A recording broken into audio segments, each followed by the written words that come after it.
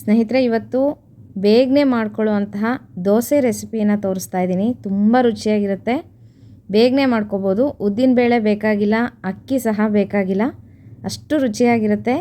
ಇದು ಹೆಸರುಬೇಳೆ ದೋಸೆ. ಹೆಸರುಬೇಳೆ ದೋಸೆ ಹೇಗೆ ಮಾಡೋದು ನೋಡೋಣ ಬನ್ನಿರಿ.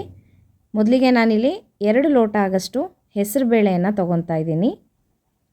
ನೀವು ಕಪ್ನಲ್ಲೂ ಸಹ ಅಳತೆ ಮಾಡಿ ತೊಗೋಬೋದು. ಇದನ್ನು ಒಂದು 3-4 ಸಲ ಚೆನ್ನಾಗಿ ತೊಳ್ಕೊಬೇಕು. ಹೆಸರುಬೇಳೆನ ಈ ಥರ ಚೆನ್ನಾಗಿ ತೊಳ್ಕೊಂಡಾದಮೇಲೆ ಹೆಸರುಬೇಳೆ ಮುಳುಗುವಷ್ಟು ನೀರನ್ನು ಹಾಕಿ ನೆನೆಸಿಡಬೇಕು. ಎಷ್ಟು ಹೊತ್ತು ನೆನೆಸಬೇಕು ಅಂತಂದರೆ ಒಂದು 4 ಗಂಟೆ ನೆನೆಸಿದ್ರೆ ಸಾಕು.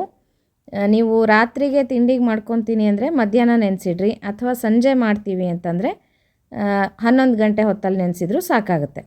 ನಾನು ಇದನ್ನು ದ್ವಾದಶಿ ದಿನ ತಿಂಡಿಗೋಸ್ಕರ ಮಾಡಿದ್ದೆ ಸಂಜೆಗೆ. ಹಾಗಾಗಿ ನಾನು ಬೆಳಗ್ಗೆ 11 ಗಂಟೆ 11:30ಗೆ ನೆನೆಸಿದ್ದೆ. 4:30-5 ಗಂಟೆಗೆಲ್ಲ ದೋಸೆ ಮಾಡ್ಕೊಂಡ್ವಿ. ಈಗ ನೋಡಿರಿ ಚೆನ್ನಾಗಿ ನೆಂದಿದೆ. ಇದಕ್ಕೆ 1 ಇಂಚಾಗಷ್ಟು ಶುಂಠಿ ಹಾಕಿದ್ದೀನಿ, 1 ಒಣಮೆಣ್ಸಿನ್ಕಾಯಿ, ಸ್ವಲ್ಪ ಜೀರಿಗೆ. ನೀವು ಬೇಕಾದರೆ ಹಸಿಮೆಣ್ಸಿನ್ಕಾಯಿ ಸಹ ಹಾಕೋಬೋದು.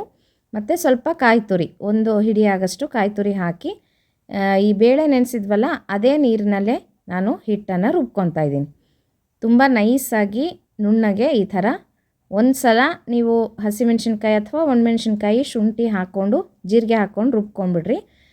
ಮತ್ತೆ ರುಬ್ಬೋವಾಗೇನು ಹಾಕೋದಕ್ಕೆ ಹೋಗಬೇಡ್ರಿ. ಒಂದು 2-3 ಸಲ ರುಬ್ಕೊತೀವಿ ಅಂದರೆ, ಒಂದೇ ಸಲ ರುಬ್ಕೊಳ್ಳೋದಾದರೆ ಒಟ್ಟಿಗೆ ಎಲ್ಲದಕ್ಕೂ ಹಾಕ್ಕೊಂಡು ಈ ಥರ ದೋಸೆ ಹಿಟ್ಟಿನ ಥರ ನಾವು ಹೆಸರುಬೇಳೆನ ರುಬ್ಬಿ ಇಟ್ಕೋಬೇಕು. ಇದಕ್ಕೆ 1 ಲೋಟ ಆಗಷ್ಟು ಅಕ್ಕಿ ಹಿಟ್ಟನ್ನು ಸೇರಿಸ್ಬೇಕು.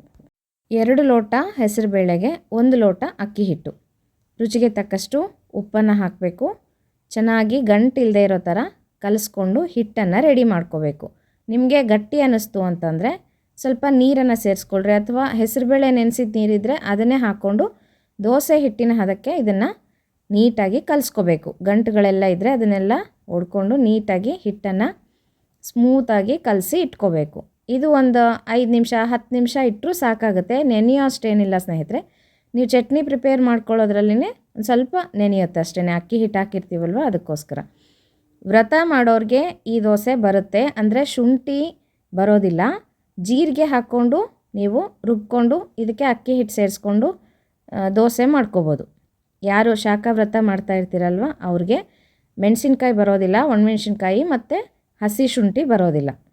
ಎರಡನ್ನ ಸ್ಕಿಪ್ ಮಾಡಿಕೊಂಡು ನೀವು ದೋಸೆ ಹಾಕ್ಕೋಬೋದು. ಮೆಣಸು ಹಾಕ್ಕೋಬೋದು. ಮೆಣಸು ಜೀರಿಗೆ ರುಬ್ಕೊಂಡು ದೋಸೆ ಮಾಡ್ಕೋಬೋದು. ಈಗ ನೋಡಿರಿ ಹೆಂಚು ಕಾದಿದೆ. ಈಗ ದೋಸೆ ಹಾಕ್ತಾಯಿದ್ದೀನಿ.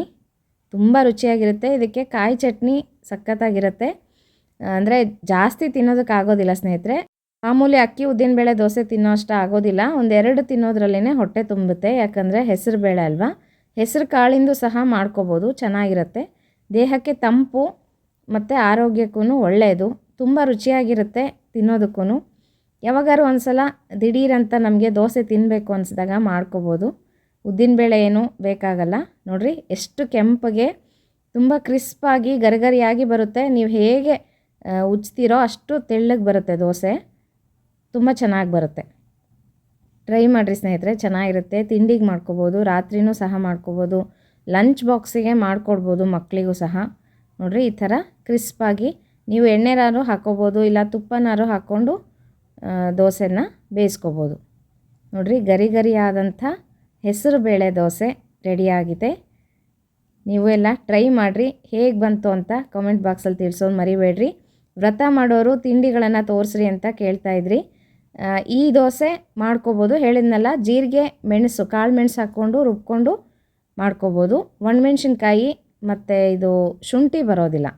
ಅಷ್ಟು ಬಿಟ್ಟರೆ ನೀವು ಇನ್ನೆಲ್ಲ ಹಾಕ್ಕೊಂಡು ಆರಾಮಾಗಿ ಅಕ್ಕಿ ಹಿಟ್ಟು ಹಾಕ್ಕೊಂಡು ಕಲಿಸ್ಕೊಂಡು ದೋಸೆನ ಮಾಡ್ಕೊಳ್ರಿ.